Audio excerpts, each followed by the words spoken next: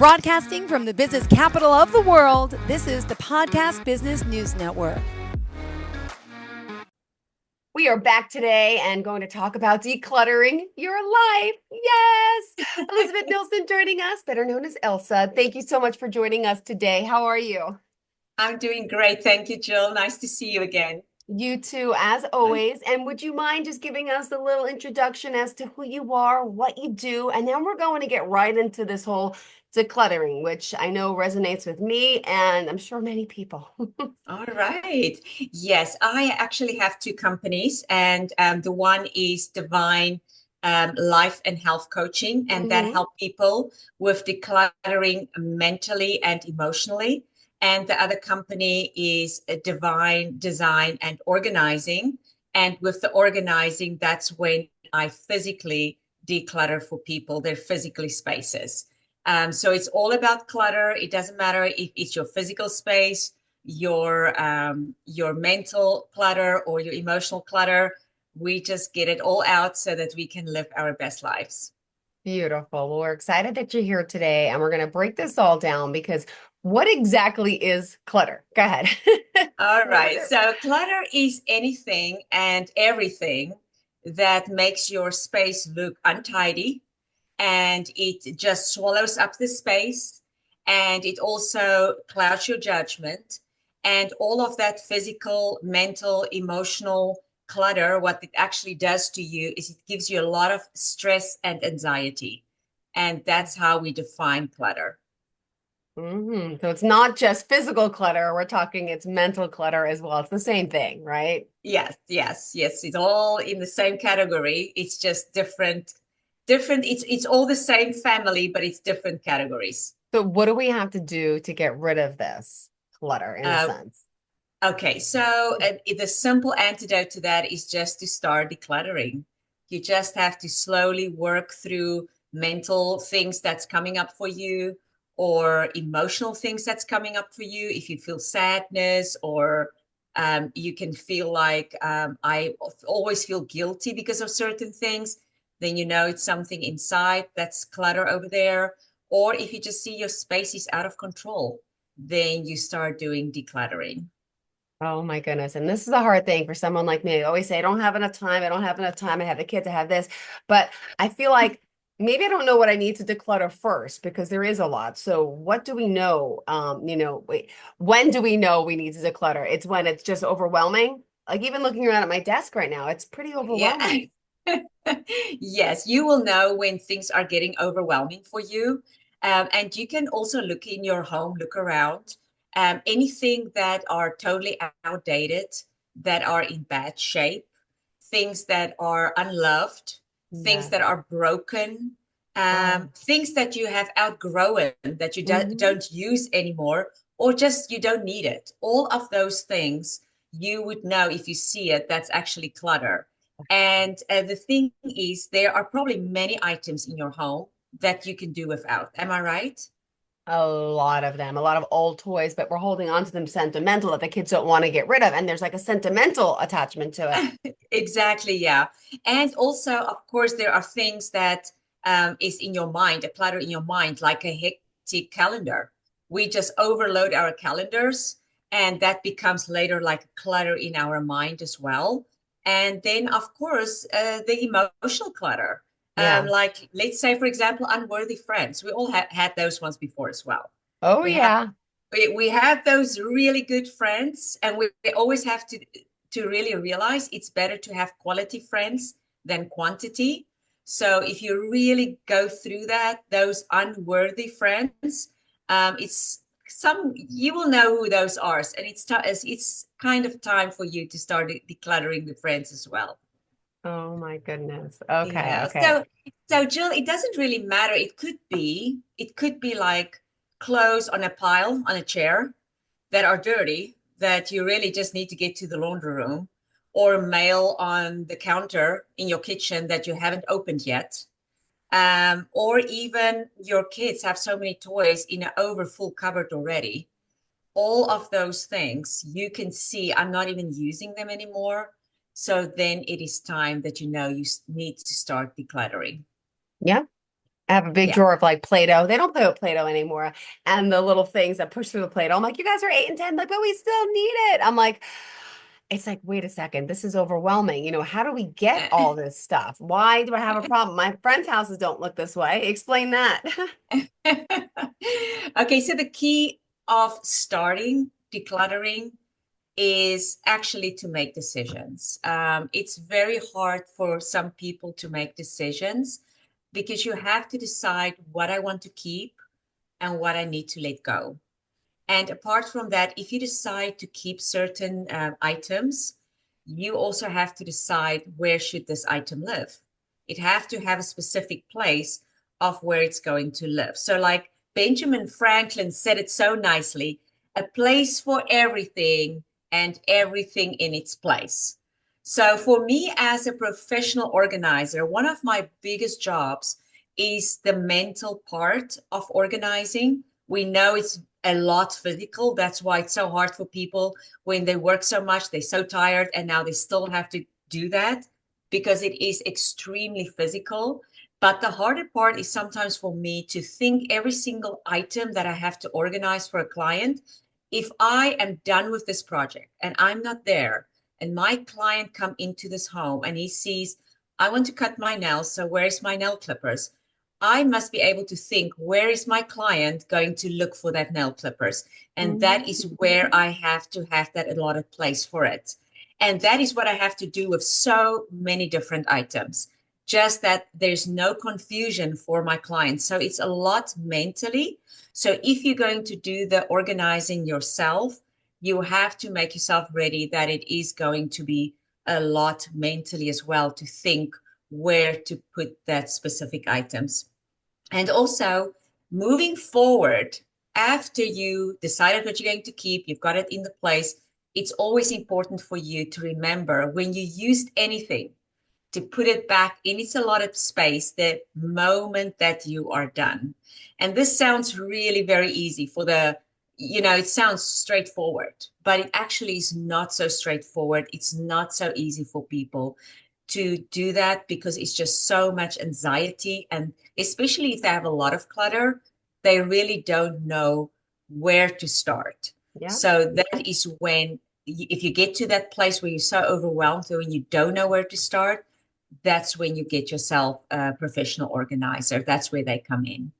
Beautiful. And, what would be the bigger hurdle to start than decluttering?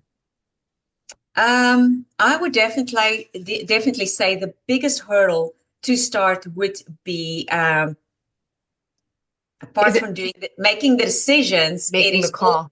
yeah, then it is just really to start.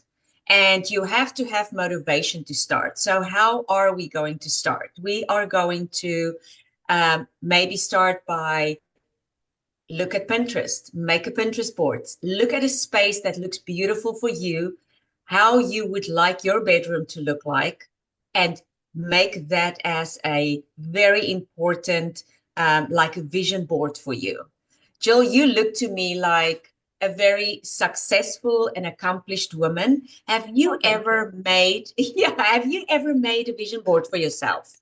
Yeah, well, I always, it's funny. My vision boards consist of Post-its, and I put them on the wall, and then the wall looks like a mess. That's how I've done my vision boards, with Post-its. So whether it's good or bad, I don't know, but there's like so many that I need to rip down that I don't. It's like cluttered. But I think it helps to look at things every day. It does. If I put it on my phone, I don't see it. I don't realize it. I need to see it like old school written down on a piece of paper. Yes.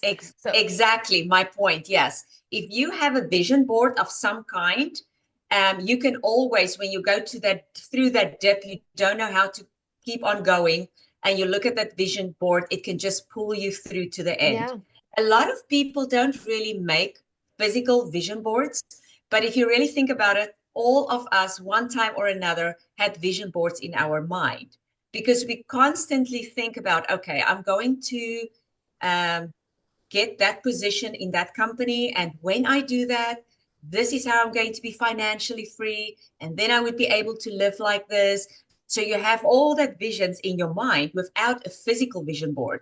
So that is just very important because you can use that to pull you through to the end when you come down in that dip where you don't know how to go forward anymore.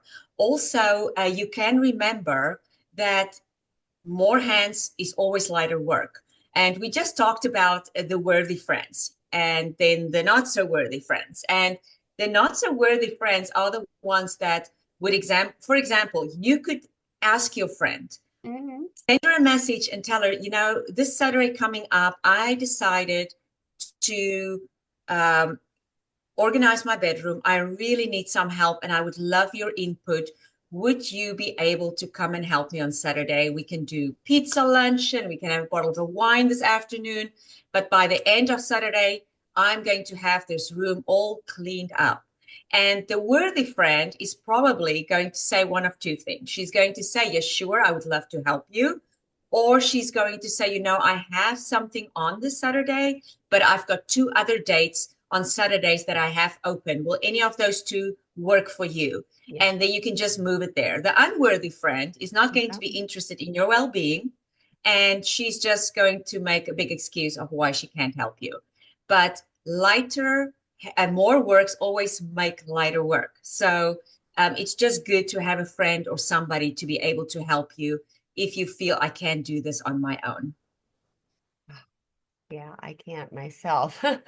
But you mentioned, when people finally make the decision, also, what's do you actually sit with them? Do they choose what to keep, what not to keep? Or some people give you full reign? How does that process work? Because people get a little weird about their stuff and where it goes. Yeah. Do you have clients that say, just take the reins, or do some want to work with you step by step? And is that okay too?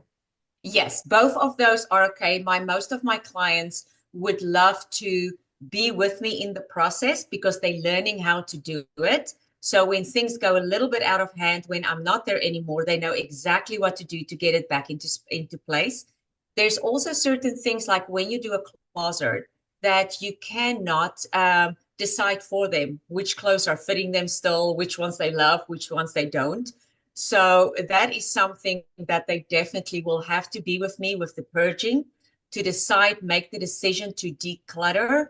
Then when the decluttering is done, I can organize it on my own. They won't really organize it. I will afterwards show them and tell them exactly what I did step by step so that they would know, the clothes are color coordinated. This is where the summer ones go. This is where the neat clothes go. That's where my everyday clothes are, or my blazers. Then they would understand the system. And of course, you would do labeling and stuff like that. But for the decluttering, they normally with you because I can't decide this big teapot of her aunt is now too old, it can go. If she has sentimental value in that and she wants to keep that, she needs to be able to be there and tell me, no, I'm not going to purge that. I'm going to keep that. So that is something that you definitely have to give attention to. Got it. Thank you so much for that. All right, because that's another question on my end. I'd be like so scared to let someone touch my stuff, but then maybe I need to because I don't know. But anyway, you're saying this is all about physical clutter, right? But let's talk about that emotional. What's really going on behind these objects, really? What do you find a lot of times with your clients? What is their mental status? What are they missing? Well, I'm one of them, so I could say it. Yeah, there's not, and I have to tell you, emotional and mental clutter, a lot of people think, oh, well, I'm weird. There's something wrong with me. I don't know. I don't want to reach out to a coach. I want to tell you guys, 98% of people have emotional and mental clutter. You are not weird. There is nothing wrong with you. That is part of life. Things are happening in your life. Some of it you're going to be able to talk about and get over it. Some of it's going to stay inside. And that's just why it's building up clutter. There is nothing wrong with you. So when I, for example, have a client that I'm coaching through emotional or mental clutter, we will just really go very deep to find why is that person so sad? Yeah. Why does he feel resentment towards somebody? Why does he always feel guilty? We just go really deep to find what was the cause of that.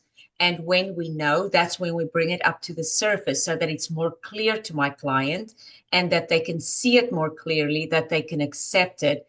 And then we normally do like a self-forgiveness statements and self-forgiveness process, because a lot of times when things stays like that and we're sad about something, it's because we took it on ourselves.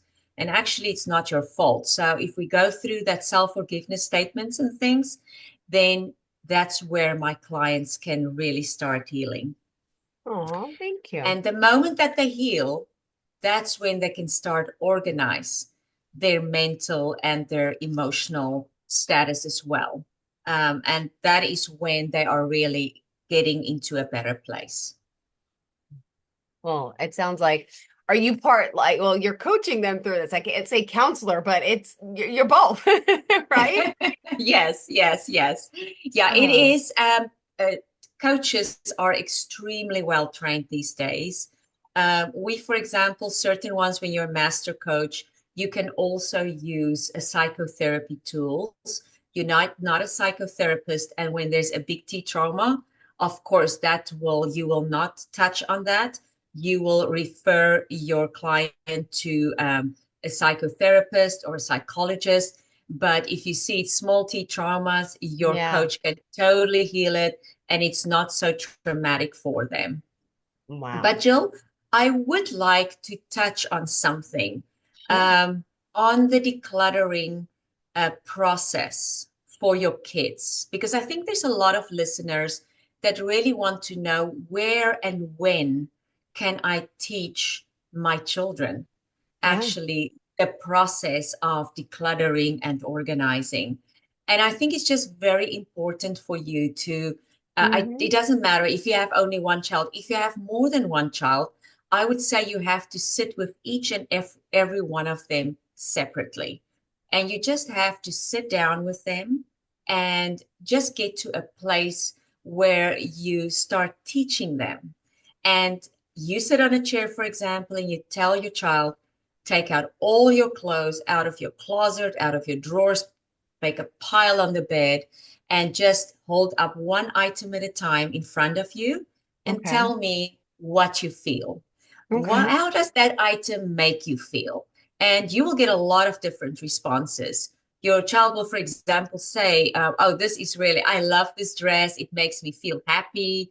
It feels like I can go to a party, something like that. Or they can come with comments like, I don't really like this. I feel old in this. Yeah, right?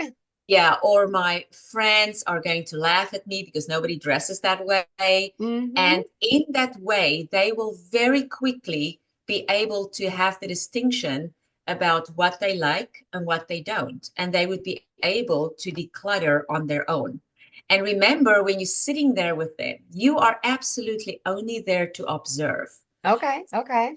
You are not there to try and influence them or tell them what to keep or what looks good or what they're supposed to wear, because that is what's going to build their own decision making, and they're going to create more self-confidence, and they're actually going to feel better when they dress. They're going to show up at their school or with their friends differently when they feel Yeah. good in their own skin than not. Now, Oh, for a mother, there's going to be maybe some certain circumstances where you have, for example, a daughter, and she said, I absolutely, this is an old short. I love the short. I'm going to keep on using it. And you would ask her in that, without influencing her, just ask her, would you mind if you hear my side of how I feel about the short? And she'll probably say, no, that's okay. You can tell me. And you can also say very honestly then, I actually also love the short. You had it for a very long time, but it became actually a little bit small and tight. And I hmm. think, what do you think about putting that in a third pile? I like that. And Yes. then we I'm can taking go, notes. Go ahead. and then we can go and look for another short with the same color, more or less the same style that you really love, and we can just replace those items in the third stack. We can actually just replace with your favorite items that you really like. And that will help them to build their self-confidence, their self-esteem. They will start making better and better choices and decisions. And before you know, they're actually going to, with you just started with their Mm-hmm. clothes, but then they eventually going to go and say, you know what, this closet is so overfull with all these toys that I haven't used like in 5 years. Maybe I can take some of that out and donate it to somebody that's less fortunate than me. And Oh, that, of course, have its own good feelings for a child. If he sees how somebody else that doesn't have that, get it, just have that certain items all of a yeah. sudden, that We really makes them happy We, as we well. we did that. We did that 2 years ago. We did 30 bags of clothes, and it was on Thanksgiving Day. We went to the shelter and I videotaped it. It was great. My kids and the lady gave us a tour of what it's like, where the children live, where the common areas, try showing the food pantry to try to let them know we're helping children your age. It may even be in your school. And it was just so nice. I thought that's fantastic. And then that's what I agree. And that's what I've done with my kids. And we have to repurge now their clothes again soon. And that's what I got goosebumps, but we'll do again. So they realize, wow, we really are fortunate. Wow, look. Yeah. Yeah. Yeah. And And I can unfortunately, make a difference. I can make a exactly. difference. Hmm. Yes. That Yes. is absolutely incredible. Yeah. So they will, on their own, they will start wander out and they will start with the toys. And you will be surprised. They will even start on their own, decide, I feel good in my skin. I feel confident. I feel Yeah. loved. I did something well, something good, but I don't feel good with that specific group of friends because that Interesting. specific group of friends are bullying other people. I feel uncomfortable with that. I would rather want to hang out with that other group. They are supportive, they make me laugh, we have a good time together, and in that way they will even start sorting out all their friends, their worthy friends again, and the unworthy friends that they don't really need in their lives, and they would be able to see that for themselves, and they will have the confidence to be able to step out and do that as well. Please said. Thank you. We still have more time, sweetheart. Let's continue. Just want to remind everyone that we're talking to Elsa Nilson here about decluttering and all the work she can do. Just curious, are you doing this only in your state? You doing it virtually? Well, the cluttering, physical clutter, I do Yes. that physically. So, but there are, when you are not in reach for me to drive to you physically, you can always have a console on over Zoom, and you can show me your space, and we can also give you steps, and I can coach you through it of how you can do it yourself. And then you will just have once a week you will have your 45 minutes or your hour sessions, and then we'll have a certain goal for you. And by next week, we will see how far you got. And because a lot of people are very busy, so they're just going to do it on the weekend or at night for an hour or so, and then they're exhausted. So then in a week, when we have a session again, we will revisit and see what is their next steps to do.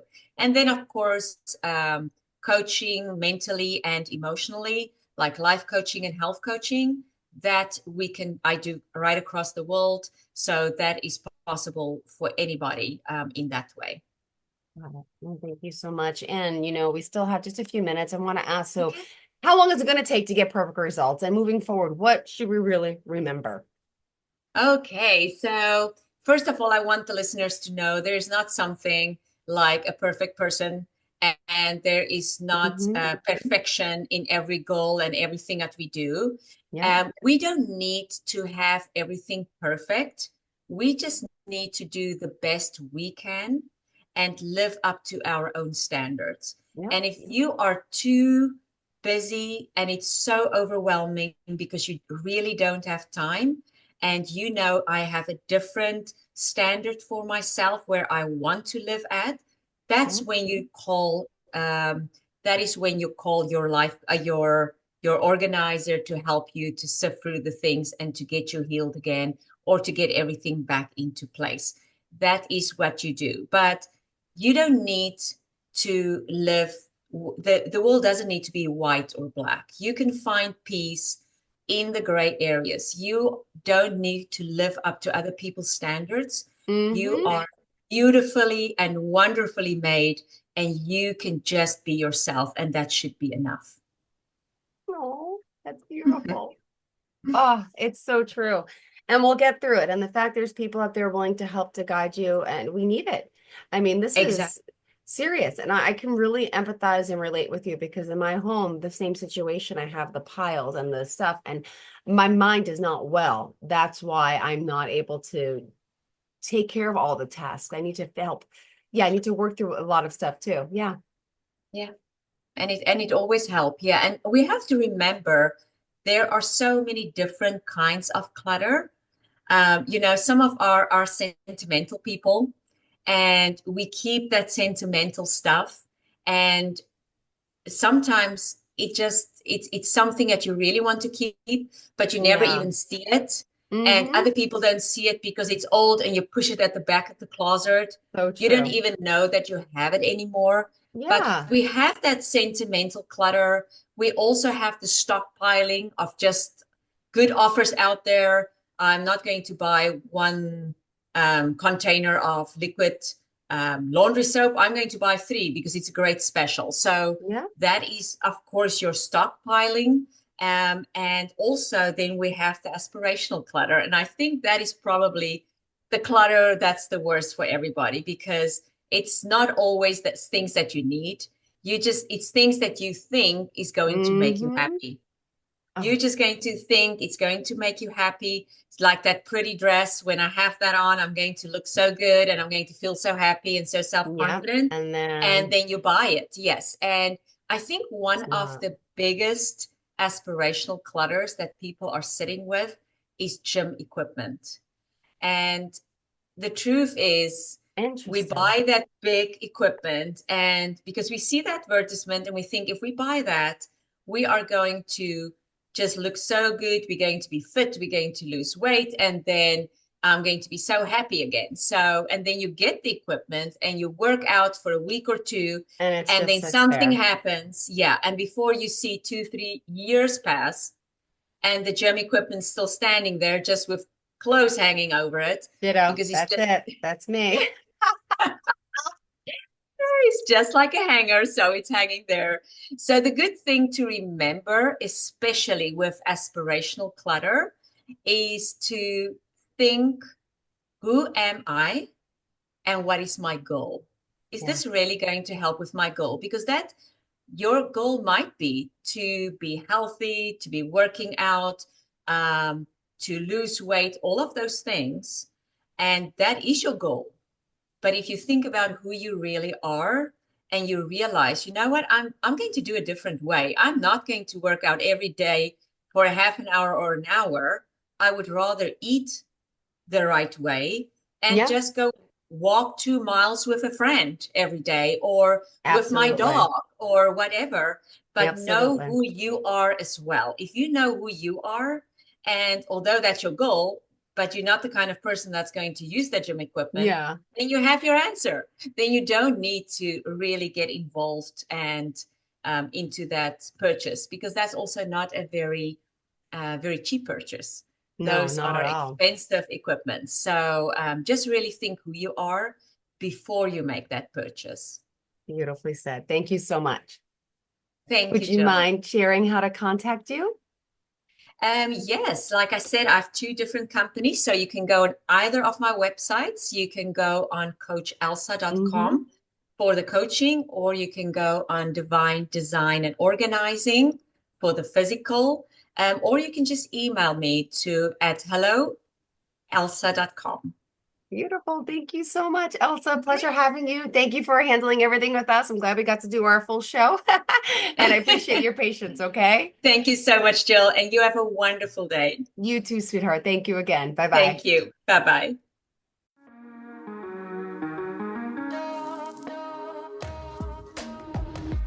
Broadcasting from the business capital of the world, this is the Podcast Business News Network.